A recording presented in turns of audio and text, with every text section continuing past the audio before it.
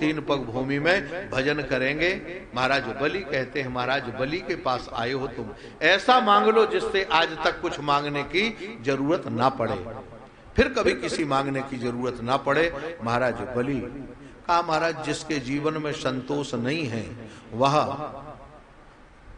उदधि अगस्त पंथ जनु लोभा, जिम लोभई सो कै संतोषा। जिसके जीवन में संतोष नहीं है वह कछु नहीं कर सकता है। सबसे बड़ा संतोष धन है मेरे पास, मेरे छोटे छोटे पैर, तीन प्रग भूमि मिल जाए, बस इसी से काम चल जाएगा। महाराज अंत में भगवान की बात मान लेता है। महाराज बलि संकल्प करते हैं, विंध्यावली को बुलाते हैं, और जैसे विंध्यावली सामने आई, महाराज संकल्प किया। शुक्राचार्य जी महाराज तुरंत डांटते हैं, अरे बलि ये वामन 53 कुछ नहीं है, ध्यान रखना, ना ये वामन है न 53 है, हाँ ये तो आदि साक्षात नारायण, यह साक्षात नारायण है। तीन पाग में तुम्हारा सब कुछ राज्य काज ले लेंगे, आकाश पाताल ले लेंगे, और तीसरा पग रखने के लिए तेरे पास कोई जगह नहीं होगी, तब तेरे को बांध देंगे, नरक जाना पड़ेगा। नारायण, लेकिन महाराज बलि बहुत सुंदर बात कहते हैं, कहा प्रभु आपने कहा है कि ये भगवान नारायण हैं, अब ये बताओ अगर मैं मना करता हूं तो ये तो अपने द्वारा अपने आप भी छीन सकते हैं, अपने आप छीन लेंगे। फिर अखिल ब्रह्मांड नायक, जगत का नियंता, जगदाधार आज मेरे दरवाजे पर भिखारी बन के आया है, मांगने के लिए आया है, और ऐसे समय में मैं दानी ना बनूं तो फिर कब बनूंगा? इस संपत्ति का क्या उपयोग है? महाराज शुक्राचार्य नाराज हो गए, तो गुरु को उपदेश देता है, जा तेरी संपत्ति नष्ट हो जाए। जैसे कहा महाराज संपत्ति नष्ट हो जाए, उसी समय अब तो बहुत बड़ी स्थिति गड़बड़ हुई। महाराज क्या? महाराज बलि जो हैं, वह बलि ने कहा संपत्ति नष्ट होने का गुरुजी ने श्राप दे दिया, और नष्ट क्या होना, मैं उसके पहले ही दान दे रहा हूं। उन्होंने संकल्प किया, भगवान ने संकल्प लिया महाराज, और जैसे संकल्प पूरा हुआ, अब तो महाराज भगवान ने बढ़ना प्रारंभ किया, ऐसे बढ़ गए ऐसे। अब आप देखो ये बात है, छोटी वस्तु अगर हो, एक गिलास हो, उसमें दूसरा छोटा गिलास आ जाएगा, लेकिन छोटी गिलास में कोई बड़ी गिलास आए, छोटे बर्तन में कोई बड़ा। बामन भगवान बने, बामन अंगुल के, और जब भगवान ने बढ़ना प्रारंभ किया, ओहो ऐसे बढ़ते गए, ऐसे बढ़ते गए, महाराज अपनी भुजाओं से दिशाओं को नाप लिया, आकाश सिर पर पहुंच गया। अब बलि देखे ऐसे, बलि की हिम्मत नहीं हुई, पहुंचे कैसे, कैसे देखें, भगवान नजर ही नहीं आ रहे थे। महाराज एक पैर में पूरी पृथ्वी को नाप लिया, दूसरे पैर में उसके जितने सुकृत थे ब्रह्मलोक पर्यंत, जो उसके पुण्य थे उसको नाप लिया। ब्रह्मलोक में चरण पहुंचा, ब्रह्मा जी ने धोके कमंडलू में रख लिया, और महाराज वही सुरसरी कहलाई, गंगा कहलाई, त्रिपद गामिनी गंगा कहलाई। नारायण उसी समय अब भगवान बढ़ते बढ़ते तीसरा पैर उठाते हैं, और बलि के कहते हैं कि बोल बलि, अब मैं तीसरा पैर कहां रखूं? महाराज बलि कुछ नहीं बोलते। जब कुछ नहीं बोलते तो महाराज भगवान थोड़ा क्रोध का नाटक करते हैं, और कहते हैं, अरे बलि तू जानता है 3 पग भूमि देने के लिए तूने वादा किया है, अगर तू 3 पग भूमि नहीं देगा तो हम तुझे नरक भेज देंगे। निर्येपी यहां लिखा हुआ है महाराज, निर्येपी तुझे नरक जाना पड़ेगा। हमारे महाराज श्री और हमारे गुरुजी परंपरा से वो बात है। अब जरा विचार करो आप, क्या एक बार भगवान का जो नाम ले ले, वो जन्म जन्मांतरों के संचित कर्म से मुक्त होकर भगवान के धाम को पहुंच जाता है। अंतिम समय एक बार नाम निकल आए, फिर साक्षात परमात्मा जहां सामने खड़ा हुआ है, वो परमात्मा जिसके हाथ में संकल्प दिया गया, तो हाथ का स्पर्श तो हुआ ही है, उस परमात्मा का स्पर्श पाने के बाद भी क्या वो जीव नरक जाएगा? बोलो। भागवत तो कह रही नरकेपी, नरक नहीं। नारायण यहाँ हमारे महाराज श्री कहते थे का भागवत का अर्थ निकालने की एक युक्ति है। रलयोर लभेदा, रा और ला में व्याकरण की दृष्टि से अभेद होता है, तो रा की जगह जरा ला कर दो। निरय शब्द है, निरय, और अगर ला कर दोगे तो क्या हो जाएगा? निलय होगा कि नहीं? भगवान ने मानो बलि से कहा कि बलि तू तीसरा पग बता तो सही, मैंने तेरा राज्य ले लिया और तेरे सुकृत ले लिए, अब तू विचार कर तेरे पास तीसरा पग देने के लिए कहां है? अगर नहीं देता है तो तुझे ना निर्येपी ना निलयेपी मेरा धाम नहीं मिलेगा, और अगर दे दिया तो मेरे धाम को प्राप्त हो जाएगा। बलि बहुत मुस्कुराता है और आंखों में आंसू भर के एक बात कहा, यदुत्तम श्लोक भवान ममेरितम बचोप्यलीकम शुरवर्य मन्यते करो नृतम तन्न भवेत प्रलंबनम पदीयम पदम तृतीयम कुरु श्रीष्ण में प्रभु। हे प्रभु, आपने अभी तक जो मेरा था, मेरे द्वारा कमाया हुआ था, उसको आपने ले लिया, लेकिन अभी मैं तो बाकी हूं, आप कृपा करके मुझे ले लीजिए। ये तीसरा जो पैर है मेरे सिर पर रख दीजिए। इसका मतलब है प्रभु, मेरे जीवन में अब तक जो कर्तृत्व अभिमान बचा हुआ था उसको भी आपके चरणों में समर्पित कर देगा। कर्तृत्व अभिमान समाप्त हो जाए, और जब जीवन में कर्तृत्व अभिमान समाप्त हो जाता है तो नारायण ऐसे व्यक्ति क्या होता? भगवान कहते हैं उसके पास फिर वह परम पवित्र है। कर्तृत्वाभिमान जब समाप्त हुआ तो नारायण वह मेरे धाम को जाने का अधिकारी बन जाता है।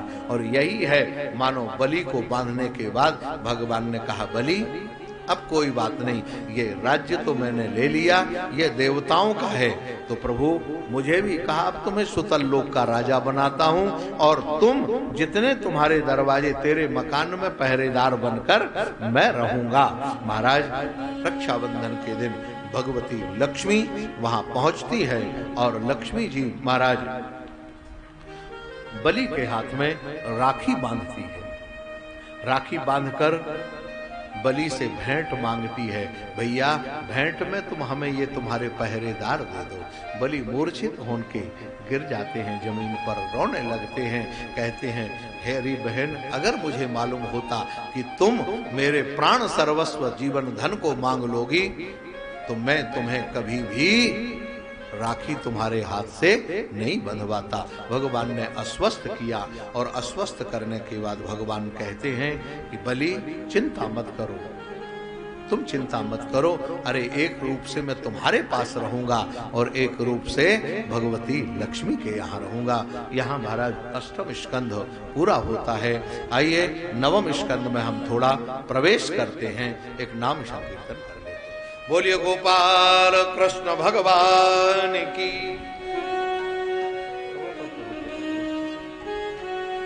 जल्दी सखीरी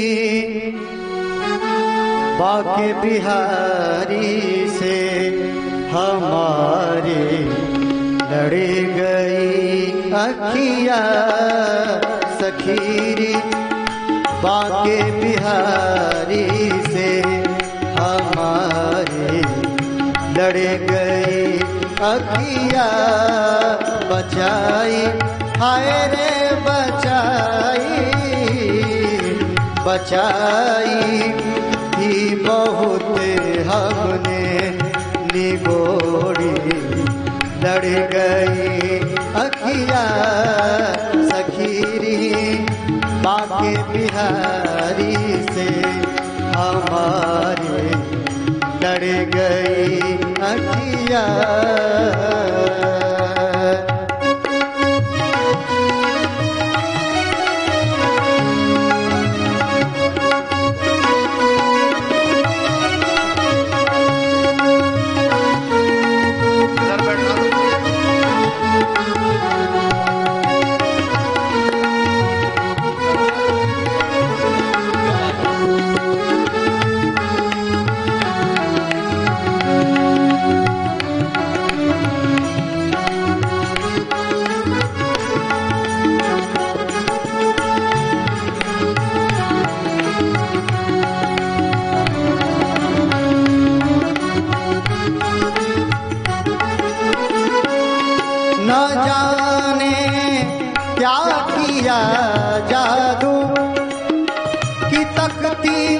रह गई अखिया न जाने क्या किया जादू की तकती रह गई अखिया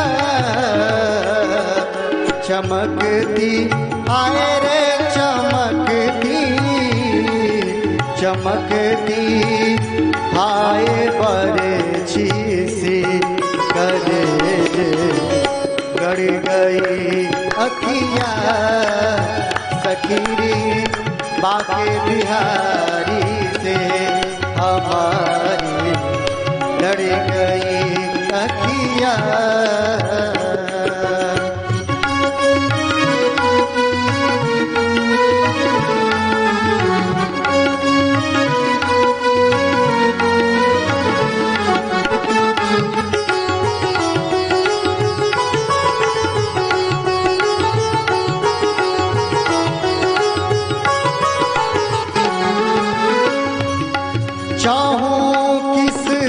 रस भरी चितवन मेरे आँखों में आते हो चाहो किस रस भरी चितवन मेरी आँखों में आते हो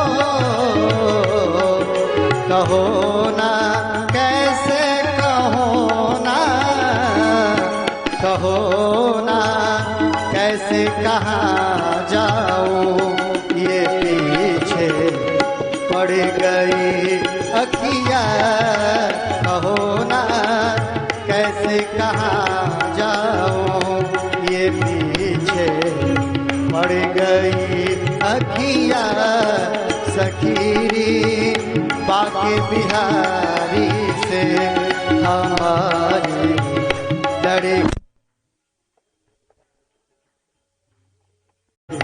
लड़ गई अखिया।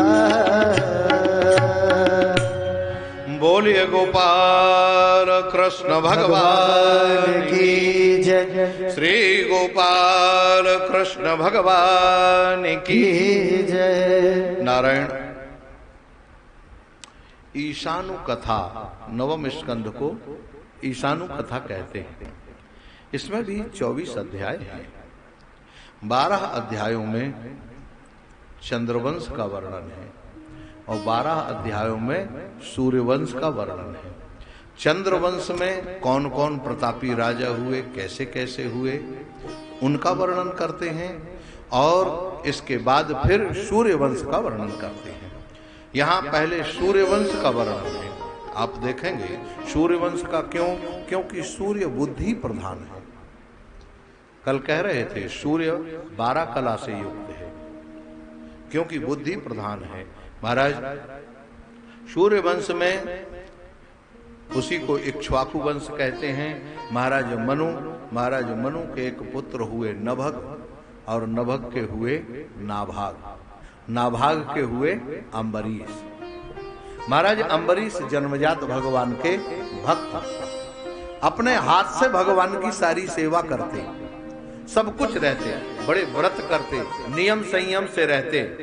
एक बार एकादशी का व्रत था, द्वादशी समाप्त होने वाली थी, द्वादशी में पारणा करना था, लेकिन उसी समय दुर्वासा ऋषि आ गए महाराज। और दुर्वासा ऋषि आए तो दुर्वासा ऋषि का निमंत्रण किया। महाराज दुर्वासा ने कहा हाँ हम निमंत्रण स्वीकार करते, लेकिन अभी स्नान करके आमे, संध्या वंदन करके आमे, तब तो तुम्हारे यहाँ भोजन करेंगे। कहा आइए महाराज। और स्नान करने के, संध्या वंदन करने में देर कर दी दुर्वासा। महाराज अम्बरीश इतने भगवान के बड़े भक्त थे कि भगवान नारायण का सुदर्शन चक्र स्वयं अम्बरीश के साथ में उनकी सुरक्षा के लिए रहता था। भगवान स्वयं अम्बरीश के राज्य का संचालन करता। बहुत देर होने लगी तो अम्बरीश ने ब्राह्मणों से पूछा इस समय क्या करना चाहिए।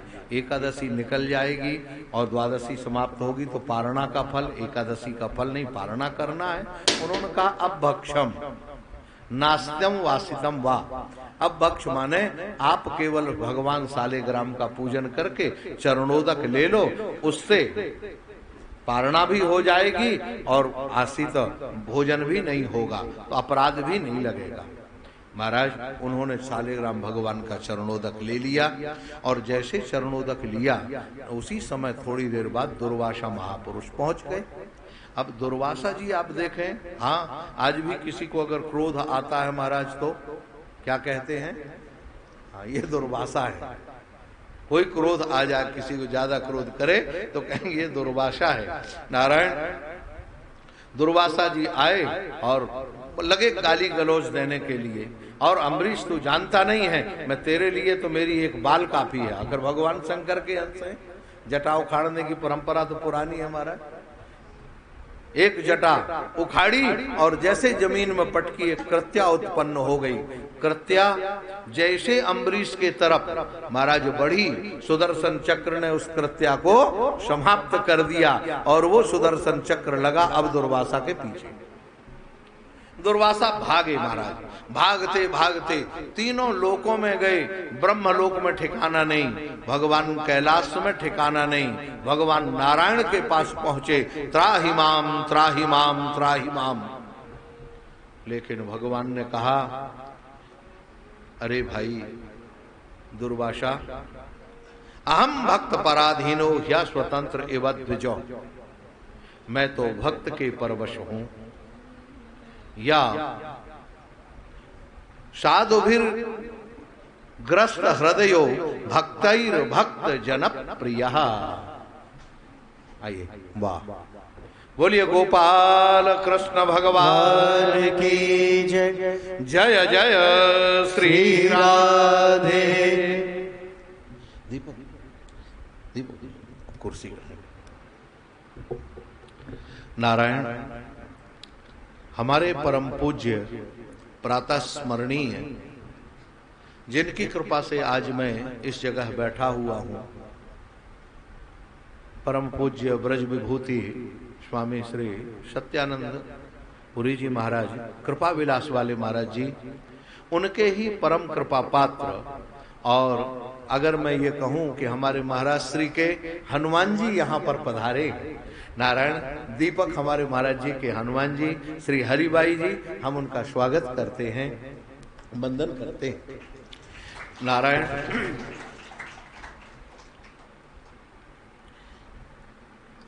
अम्बरीश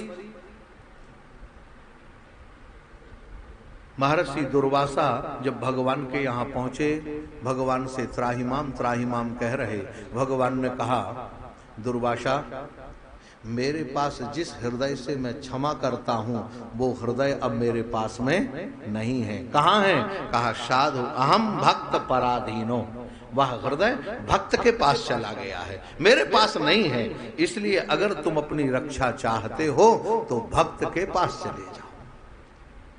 देखिए एक महापुरुष हैं महाराज भृगु, जिन्होंने भगवान की छाती में लात मारी थी और भगवान ने उनका अपराध क्षमा किया था, पैर पकड़े थे और उसको भृगुलता के रूप में हमेशा धारण करके रखे। आज भी भगवान के हृदय की शोभा बना के रखे हैं भृगुलता, भगवान का चिन्ह है।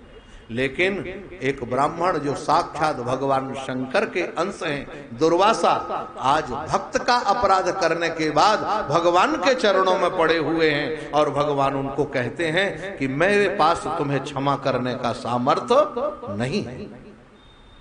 अगर तुम्हें इससे बचना है तो तुम भक्त के पास ही चले जाओ। ये है भगवान के भक्तों की महिमा।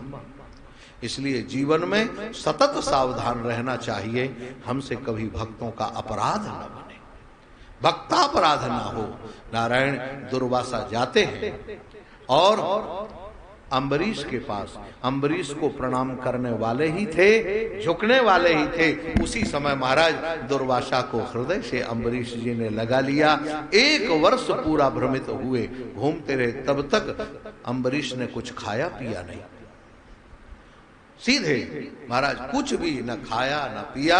लेकिन आज दुर्वासा को पुनः भोजन करा के दुर्वासा ने अनेक वरदान दिए और महाराज दुर्वासा भूरि भूरि भगवान के भक्तों की प्रशंसा करते हुए चले गए। इसी महाराज वंश में अनेक अनेक इक्ष्वाकु वंश में महाराज बड़े बड़े राजा हुए और उन राजाओं के साथ नारायण उन राजाओं के बीच में ही एक महाराज खट्वांग नाम के राजा हुए। खट्वांग के हुए दीर्घबाहु, दीर्घबाहु के रघु, रघु के प्रथु, प्रथु के अज और महाराज अज के हुए दशरथ, जिनके यहाँ भगवान का प्राकट्य हुआ। भगवान राम का अवतार पहले है, इसके बाद कृष्णावतार की चर्चा है। अभिप्राय भगवान श्री कृष्ण लीला पुरुषोत्तम है और भगवान राम मर्यादा पुरुषोत्तम है। जब तक मर्यादा पुरुषोत्तम अर्थात मर्यादा में रहकर जीवन को व्यवस्थित नहीं किया जाएगा, तब तक भगवान की लीला समझ में आने वाली नहीं है। इसी का दिग्दर्शन कराने के लिए सबसे पहले रामावतार की यहां थोड़ी सी चर्चा है। नारायण भागवत में आप देखेंगे जो रामावतार की चर्चा है वो बिल्कुल 2 अध्याय में है, खींच तान के हम उसको 2.5 अध्याय तक मान सकते हैं, इससे ज्यादा नहीं है। क्यों? अच्छा नारायण, लेकिन यहां जन्म की चर्चा नहीं है भगवान की। सब वक्ता कहते हैं, हम भी कहते हैं, ऐसा भी नहीं है, हम भी भगवान के प्राकट्य की चर्चा करते हैं क्योंकि उसकी संगति लग जाती है। लेकिन भागवत में जो चर्चा है नारायण, भागवत में जो कथा है, सुखदेव जी कहते हैं दशरथ महाराज दशरथ के यहाँ भगवान राम का प्राकट्य हुआ और जैसे प्राकट्य हुआ महाराज विश्वामित्र जो थे वो बहुत परेशान होने लगे। हाँ, विश्वामित्र ने विचार किया कि क्या किया जाए। इस समय इन दैत्यों से जो मेरे यज्ञ को सफल नहीं होने देते हैं उनसे निजात कैसे मिले। तब विश्वामित्र ने ध्यान से देखा, पता लगा कि भगवान का तो अवतार हो गया है और वो भी राजा के यहाँ राजघराने में। महाराज विश्वामित्र तुरंत पहुंच जाते हैं महाराज दशरथ के यहाँ और जैसे दशरथ के यहाँ पहुंचे सरयू में स्नान किया, स्नान करके राज्य में पहुंचे। दशरथ जी महाराज मन ही मन डरने लगते हैं। क्यों?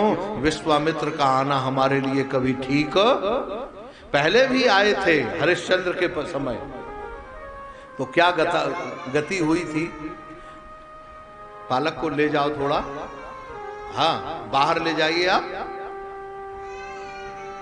महाराज दशरथ जी ने ब्राह्मणों के साथ लेकर विश्वामित्र का स्वागत किया और स्वागत करने पर बोलते हैं, दिन आज को धन्य महामुनि राज, कृपालुता कीन्ही सुभायन की, रसना के ही भांति बखान करे, जो दशा ही चौगने चायन की, तप तेज भरी तब मूरत बिंदु, महौषध है जगरायन की, यह भूमि पवित्र भई ग्रह की, जब डाल दई रज पायन की।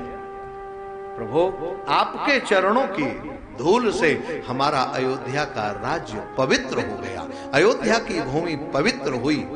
महाराज विश्वामित्र ने अपने आने का प्रयोजन बताया और जब प्रयोजन बताया, पहले तो दशरथ जी ने मना कर दिया कि नहीं प्रभु, मैं हाँ सब सुत हैं मोहि प्राण की नाई, लेकिन राम देत नहीं बने। सब सुत हैं मेरे, लेकिन राम तो मेरे प्राणाधार हैं, मैं राम को कैसे दे सकता हूं। मुझे आप मेरा सिर मांगो, एक राजकोष मांगो, एक क्षण नहीं लगेगा। प्राण से प्रिय कछु नहीं, प्राण के अलावा प्राण से प्रिय और कुछ हो सकता, लेकिन वह भी एक क्षण में, देव निमिष माही, एक निमिष में मैं तुम्हें दे सकता हूं।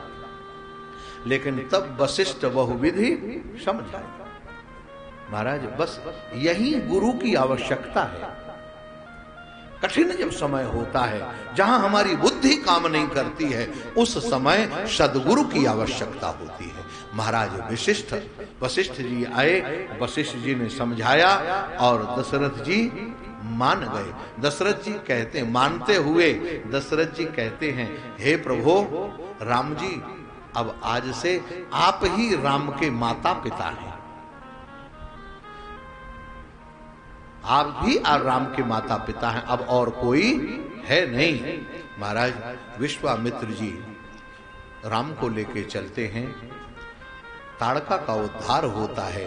ताड़का का उद्धार कर जैसे भगवान ने किया, विश्वामित्र को तब मुनि जी नाथ ही चीन्ही और विद्या निधि कहां विद्या दीन्ही। जब ताड़का को मार दिया तब उनको विश्वास हुआ कि ये मारी स्वभाव इत्यादि को, राक्षसों को मार सकते हैं, भगवान हैं। तब विश्वामित्र जी ने बड़ी बड़ी विद्याएं जो थी, जो उनके पास थी, जिनसे जो अस्त्र शस्त्र थे, बला, अति बला, अपरा, अपरा, परा, ऐसे अनेक विद्याएं जो उनके पास में थी, वो उन्होंने भगवान राम को समर्पित की।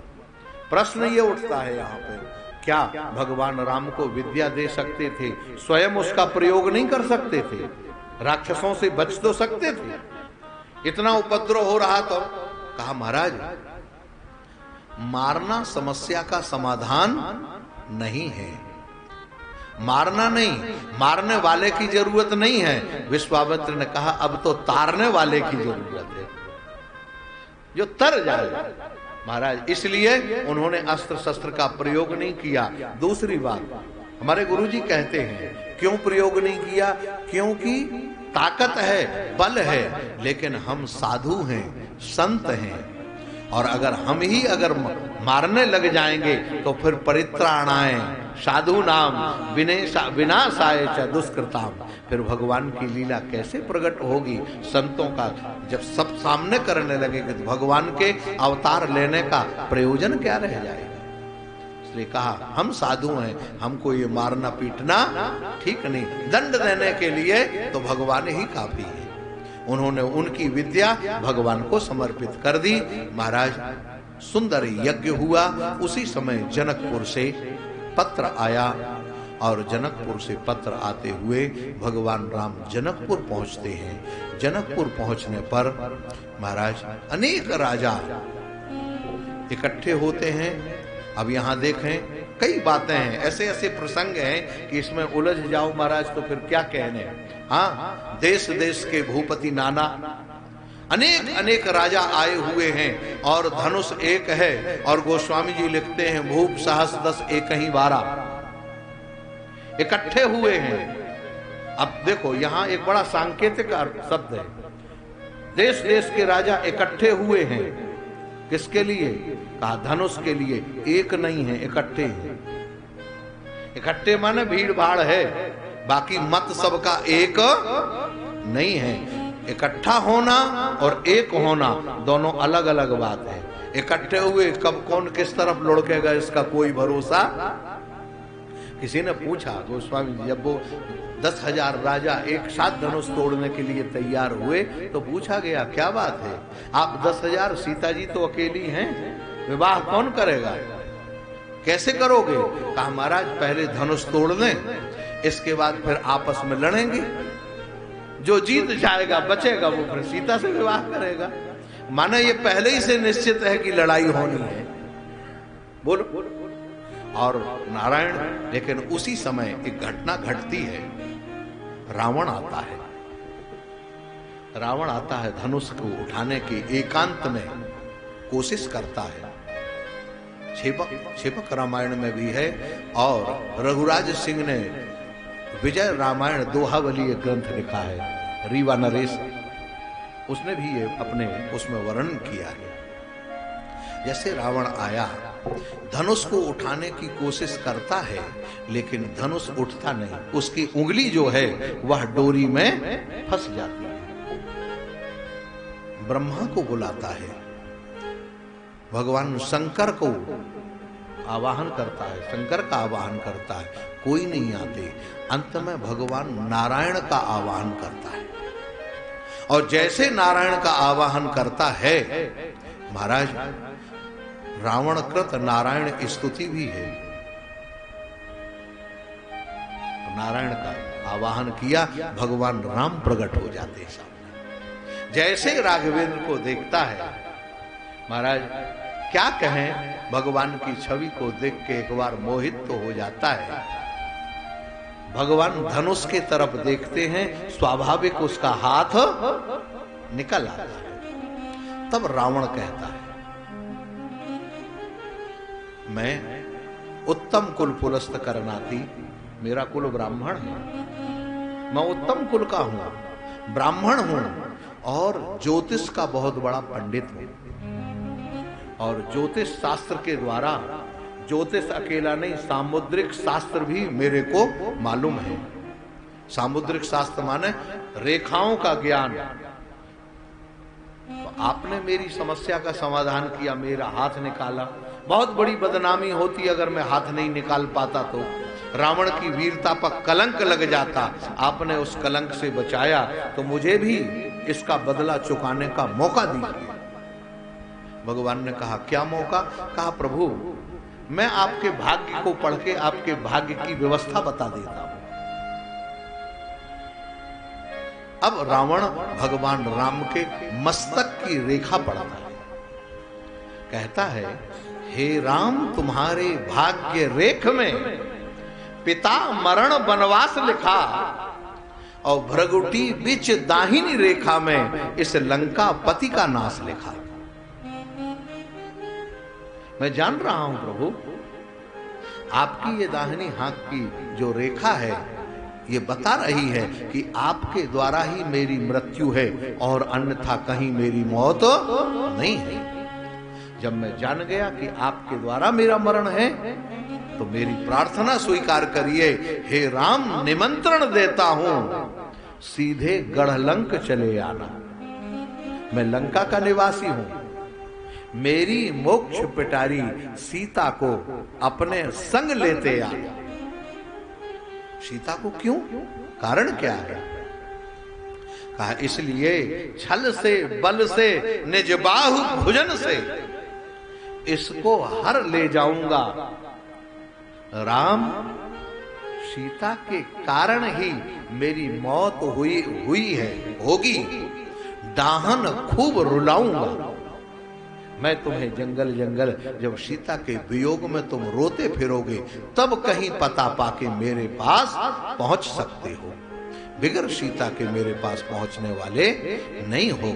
इतना कहकर रावण चला जाता है। महाराज, अनेक राजा जब परास्त होते हैं, धनुष तोड़ने में समर्थ नहीं होते, तब विश्वामित्र समय शुभ जाने। दुनिया उस राजाओं की सभा में और वहां जितने महापुरुष बैठे हुए थे, उसमें बीच में जनक जी को भी थोड़ा असंतोष हुआ। तजहुआस निज निज ग्रह जाऊ, लिखी न विधि वैदेह विबाहु इत्यादि। लेकिन विश्वामित्र जी महाराज सबसे बड़े ज्योतिषी थे, ज्योतिष के बहुत बड़े जानकार। ज्योतिष को जानकार उसी को कहते जो समय को पहचान ले। और विश्व गोस्वामी जी लिखते हैं, विश्वामित्र समय शुभ जानी। विश्वामित्र ने कहा, उठहु राम भंजहु भव चापू। राम उठो, अब मैं टहु तात जनक परितापो। भगवान राम उठे और महाराज बड़े हर्ष न सो कुछ नहीं है, गुरु जी के चरणों में प्रणाम किया, अपने इष्ट देव के चरणों में, भगवान शंकर के चरणों में प्रणाम किया और चलते हैं। और महाराज ऐसे चले, हाँ महाराज, मनहु मत गज कुंजर गामी। क्या कहें, मत वाले हाथी के समान उनकी जो चाल है, ऐसी चाल देखकर सब लोग मुग्ध हो जाते। जनक को संदेह होता, महारानी मैं ना वो महाराज उनको संदेह होता है, लेकिन क्या करें, कोई मना नहीं करता है। भगवान राम धनुष के पास पहुंचे और वहां गोस्वामी जी लिखते हैं, लेत चढ़ावत खेचत गाढ़े, लखा न को देख सब कोई उठे, लेकिन किसी ने ये देखा ही नहीं। भगवान राम ने कब धनुष उठाया और लेके उसको प्रत्यंचा चढ़ा के तोड़ दिया। जैसे ही धनुष टूटा बड़ी भयंकर आवाज हुई। महाराज उसी समय परशुराम जी महाराज तपस्या कर रहे थे। उस धनुष के टूटने की आवाज परशुराम जी के कान तक पहुंची। परशुराम जी महाराज चले। यहाँ से सीता जी महाराज जयमाल लेके चली। सखियों के द्वारा सब सुसज्जित होकर सीता जी ने भगवान के गले में जयमाल डाली। परशुराम जी महाराज आते हैं और आते ही अनेक तरह की बातें करते हैं। बहुत क्रोध में भरे हुए हैं, लेकिन भगवान राम बोध में भरे हुए। बोधवान व्यक्ति की भाषा क्रोधवान व्यक्ति को समझ में नहीं आती। सामने लखनलाल जी महाराज पहुंच जाते हैं। भगवान राम से कहते हैं मैं इनसे दो दो बात करूं। और लखनलाल जी ने महाराज जैसे बात करी, लखनलाल जी ने महाराज दो बातें करी। बहुत छोटे में मैं कह दूं, लक्ष्मण परशुराम संवाद तो बहुत विलक्षण है और बड़ा रोचक भी है, ऐसा भी नहीं है। लक्ष्मण जी ने पहुंचते ही कहा महाराज एक बात बताओ, तुम्हें क्रोध क्यों है? महाराज परशुराम जी ने कहा लो अभी तक तुम्हें मालूम नहीं, तुम क्रोध कह रहे हो? अरे धनुष टूट गया। तो कहा तुम तो धनुष हो नहीं, धनुष के टूटने से तुम्हारा क्या संबंध है? कहा ये हमारे गुरुजी का है। तो कहा गुरुजी ने तुम्हें दिया था? कहा नहीं जनक को दिया। कहा जनक जाने और धनुष जाने, गुरुजी जाने, बीच में तुम क्यों कूद पड़े? परशुराम जी को लगा बात तो ठीक कह रहा, बालक जरूर है, लेकिन अब अहंता है, अहंकार है, मैं अपने बल का। महाराज लेकिन इससे कहां क्रोध शांत हुआ। फिर एक बात है, लक्ष्मण जी ने एक ही बात कही, यही धनु पर ममता के हेतु। महाराज आपके जीवन में ये जो क्रोध है ना, ये ममता का कारण है। और ममता के कारण जिसके जीवन में ममता होती है उसके जीवन में संतोष समाप्त हो जाता है। इसीलिए लक्ष्मण ने दूसरी बात कही, नहीं संतोष तपुनि कछु कहु, जनि रस रोक दुसह दुख सहु। आपके जीवन में संतोष भी नहीं है, ममता है, अहंता है और अहंकार भी बन रहा है। इसलिए जीवन में क्रोध आ रहा। महाराज इसको त्यागो। भगवान राम ने एक वाक्य कहा, महाराज आप बार बार कह रहे हैं, हम तो आपके जनेऊ को देख के आपको प्रणाम करते हैं। हमारे परंपरा में ब्राह्मण को प्रणाम किया जाता है, लेकिन ब्राह्मण के अलावा कौन इस त्रिलोकी में है? हम लोग मौत से भी लड़ने के लिए नहीं डरते हैं। गूढ़ वचन जब भगवान के सुने, परशुराम जी महाराज समझ गए। उनके पास धनुष था, वो धनुष दिया। धनुष भगवान के पास अपने आप चला गया। धनुष में बाण चढ़ाया और महाराज एक दूसरे दिशा की ओर उन्होंने छोड़ दिया। और यहाँ भगवान राम का अब अंतिम, भगवान राम विवाह करके महाराज बहुत सुंदर तरीके से भगवान का विवाह हुआ। दशरथ जी बारात लेकर पहुंचे, पाणी ग्रहण संस्कार हुआ और फिर दशरथ जी विदा करा के जब लेके आए तो लाते ही उन्होंने एक वाक्य कहा, बहु लड़कनी पर घर आई, राखहु नयन पलक की नाई। बस एक छोटे छोटे संकेत है, बहु लड़कनी। अब ये कितना सुंदर संकेत है कि बहू ये हमारे घर में बहू बन के आई है, हमारे बेटे की पत्नी है, हमने स्वीकार किया, ठीक है, लेकिन अभी लड़कनी है। इसका मतलब क्या? हमारे घर के तौर तरीके नहीं जानती है, हमारे घर की मर्यादा नहीं जानती है। इसलिए इसको बड़े प्रेम से राखहु पलक नयन की नाई। जैसे आंख की पुतली जो है वो आंख के पलक की चोट में सुरक्षित रहती है, आंख में कोई कचरा नहीं आ पाता। इसी तरह से कौशल्या तुम ध्यान रखना, इनका ध्यान रखो, इससे कोई गलती हो जाए तो जैसे पलक काम करती है, आंख में कचरा नहीं जाने देती, इसी तरह से तुम पलक बन के इनके आंख का कचरा दूर करते रहने, इनके जीवन का, इनको अपने घर के तौर तरीके सिखाओ। और सिखाने के बाद हाँ महाराज अंत में दशरथ जी ने कहा, लड़का भय उनींद बस शयन करावहु जाई, असी के गए विश्राम ग्रह, राम चरण चित लाई। दशरथ जी महाराज भी इतना कह के और महाराज कहते हैं अब सबको आराम कराइए। दशरथ जी भी आराम करने चले जाते हैं। महाराज यहाँ रामचरित्र हम यहीं तक का वर्णन करते हैं, क्योंकि हमें अपने प्रसंग पर प्रवेश करना है। नारायण आइए, अब यहाँ अंतिम में एक राजा हुए। महाराज चंद्रवंश में एक राजा हुए देवमीढ़, और देवमीढ़ राजा जो हुए उनकी दो पत्नियां थी, एक वैश्य वंश की थी और एक क्षत्रिय वंश की। वैश्य वंश की जो रानी थी नारायण, उस रानी से महाराज परजन्य हुए। परजन्य के नंद बाबा इत्यादि ये परंपरा चली।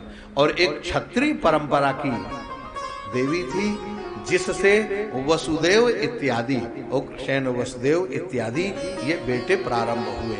मूल में पिता एक है और माता दो है, इसीलिए ये दोनों वंश अलग अलग जाने, क्षत्रिय वंश और वृष्णि वंश, लेकिन मूल में केवल देवमीढ़ राजा है कि बात कही गई। नारायण यहाँ पर वसुदेव जी और अनेक पत्नियां, वसुदेव जी की अनेक पत्नियों का वर्णन है, सुंदर उनके राज्य का वर्णन है। वसुदेव जी का विवाह देवकी के साथ हुआ। देवकी के 8वें गर्भ से कंस की मृत्यु का संदेश सुनकर कंस भड़क जाता है और देवकी को मारने के लिए तैयार होता है। जब ये बात कही, और यहाँ इतने में 9वां स्कंध पूरा होता है। ये 9वें स्कंद के अंतिम बात है नारायण।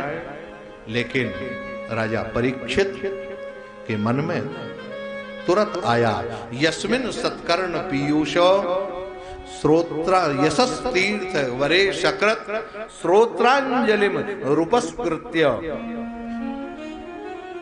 धुनते कर्म वासनाम। महाराज परीक्षित ने कहा, हे प्रभु, आपने चंद्रवंश में जो अवतार हुआ उसका वर्णन बड़े सुंदर छोटे रूप में कर दिया। अरे हमारे आराध्य जिस वंश में प्रकट हुए उनकी लीला, उनकी कथा सुनकर हमारे कान तृप्त नहीं हुए। जहां उनकी लीला चरित्र कथा का वर्णन होता है वह कान भी तीर्थ बन जाते। यशस् तीर्थ वरे सकृत, उसमें कानों के द्वारा तीर्थ के अमृत, तीर्थामृत का पान होता है। और उससे क्या होता, कहा धुनते कर्म वासना। जब कान से भगवान नाम जब जाता है तो हृदय के अंदर जो कर्म वासना जन्म जन्मांतरों की है वह समूल नष्ट हो जाता है। आप कृपा करके इसको थोड़ा विस्तार से सुनाइए। नारायण राजा ने प्रश्न, सुंदर प्रश्न किया। यहाँ 9वां स्कंद समाप्त होता है। आइए 10वें स्कंद की ओर हम लोग प्रवेश करते हैं। बोलिए भागवत भगवान की जय। नारायण राजा परीक्षित कहते हैं, महाराज कथितो वंश विस्तारः भवता सोम सूर्ययोः राज्ञां चोभय वंशानां चरितम परम अद्भुतम चरितम राज्ञां। महाराज आपने जो बड़े बड़े राजाओं का अद्भुत चरित्र सुनाया, उस चरित्र में आपने सोम सूर्ययोः, हमारे जो सोम वंश के भगवान हैं उनकी चर्चा तो थोड़ी करी, और सूर्य वंश में जो भगवान उत्पन्न हुए उनकी बड़ी विस्तार से चर्चा सुनाई। आप कृपा करें, हमारे जो आराध्य हैं भगवान वो यदोश्च धर्मशीलस्य नितराम मुनि सत्तमः नारायण तत्रांसेनावतीर्येण विष्णोर वीर्याणि शंसनः। भगवान यदुवंश में तो ये अवतीर्ण होते हैं। यदोर वंशे भगवान भूत भावना कृतवान यानी विश्वात्मा तानिनो बद विस्तरात। महाराज आपने उनका विस्तार से वर्णन नहीं किया। मानो विस्तार से वर्णन करने के लिए वो कहते हैं, प्रभु क्यों विस्तार। भगवान श्री कृष्ण का जो वर्णन है, निवृत्त तरशई रूप गीयमानात् भवशुधौ क्षोत्र मणो वीरामात् कौत्तम श्लोक गुणानुवादात् पुमान विरज्येद बिना पशुघ्नात्। अरे महाराज निवृत्त तरशई रूप गीय, निवृत्त महापुरुष जो हैं वह निवृत्ति परायण महापुरुष, वो भवौषधि संसार के रोगों से बचने के लिए भगवान के लीलामृत का ही पान करते हैं। वही एक लीलामृत ऐसा है जो भगवान के चरणों तक ले जाता है। कौत्तम श्लोक गुणानुवादात पुमान विरजेद बिना पशुगनाथ। ऐसा कौन व्यक्ति है, पशुगनाथ माने आत्मघाती, ऐसा कौन आत्मघाती व्यक्ति है जो भगवान के लीला कथा को सुनना न चाहेगा। माने आप देखें कितनी कुशलता से जो भगवान की कथा सुनता है, लीला सुनता है, चरित्र सुनता है, नारायण वह तो भक्त है। और जो भगवान की लीला कथा में जिसका मन नहीं लगता, जो सुनता नहीं, वो कौन है? कहा पशुघनाथ, आत्मघाती है। ये ब्याज से यहाँ कितनी कुशलता से कह दिया। बिना पशुघनाथ कहने का अभिप्राय वही है नारायण। क्यों? क्योंकि जब तक हमारे कोई दुष्कृत्य, जन्म जन्मांतरों की दुर्वासनाएं सामने नहीं आती, तब तक हम भगवान की लीला कथा से वंचित, और अगर दृढ़ता से बैठ जाएं तो वो वासनाएं हमारी समाप्त हो जाती। यही लिए कहा धुनते कर्म वासना। कर्म वासना धुनने का मतलब क्या है? कहते हैं अंतःकरण तो पवित्र है, जैसे रुई तो बिल्कुल साफ होती है, लेकिन उसको प्रयोग करते करते संसार का मैल उसमें लग जाता है। धुनका को बुलाते हैं, वो धुनक धुनक के उस मैल को समाप्त कर देता है और रुई को साफ उज्जवल बना देता है। इसी तरह से भगवान की जो लीला चरित्र हैं, भगवान की जो लीलाएं हैं, वह जब साधक के कान से हृदय तक जाती हैं और हृदय में जो कर्म वासना की गंदगी लगी है वह धुन के समाप्त हो जाती है और हृदय परम पवित्र होकर भगवान के प्रति समर्पित हो जाता है। ये है नारायण। और यहाँ पर उदाहरण दिया, कहा महाराज हमारे जो पितामह थे देवव्रत भीष्म पितामह, उन्होंने छोटे छोटे व्रत किए, आपके चरणों का आश्रय लिया और आपने भी ऐसे कौरव पांडवों का, हाँ महाराज, पांडवों का साथ दिया, कौरव की सेना का श्रृंगार किया, द्रौपदी की रक्षा की, कितना कितना। और मैं अपनी बात कहूं, अरे मेरे को तो उन परमात्मा का गर्भ में दर्शन हुआ, और जिनका गर्भ में दर्शन हुआ आज तक मैं उनको ढूंढता फिर रहा हूं। कोई मुझे उनकी लीलाएं कथा सुना देता है तो मैं उससे ही पवित्र हो जाता हूं। प्रभु अब थोड़ा जीवन शेष है, आप कृपा करके भगवान की लीलाएं सुनाइए। भ्रातरम चावधीतम च नारायण। यहाँ पर लिखा रोहण्यास तनयो प्रोक्ता रामः संकर्षणस्त्वया देवक्या गर्म संबंधा कुतो देहांतरम बिना। महाराज हमने सुना है रोहिणी के गर्भ से बलराम जी का जन्म हुआ, लेकिन बिगर वसुदेव जी के संबंध से यहाँ लिखा, और राम जी का वर्णन माने बलराम का वर्णन देवकी के गर्भ से भी बताते हैं। तो ये एक ही बालक दो गर्भों में कैसे रहा? आप कृपा करके ये बताएं। कस्मान मुकुंदो भगवान पितुर्गेहाद बजम गता। भगवान मुकुंद, हाँ महाराज कितना बढ़िया नाम दिया है, मुखे कुंदवत हासो, जिसका मुख हमेशा कुंद के पुष्प के समान खिला हुआ रहता है, हंसता हुआ। मुकुम मुक्तिम ददाती, जो मुक्ति को देने वाले हैं वो भगवान मुकुंद नारायण। वो मथुरा में प्रकट हुए, वो ब्रज चले गए, ये बात समझ में नहीं आई, आप कृपा करके बताएं। देहम मानुष्य कति वर्षाणी, महाराज इस मनुष्य शरीर से भगवान कितने दिन इस धराधाम में रहे और कौन कौन सी उन्होंने लीलाएं की। इतना ही नहीं महाराज, उनका यदुपुर्याम सहावासी पत्न्या कत्य भवन प्रभो। अब ये देख लो इकट्ठा कैसा प्रश्न, भगवान आगे चल के भगवान के कितने विवाह हुए, कितनी पत्नियां हैं और उनके बीच में भगवान कैसे रहते रहे, आप कृपा करके बतावें नारायण। एतन यच्च सर्वम में मुने कृष्ण विचेष्टितम।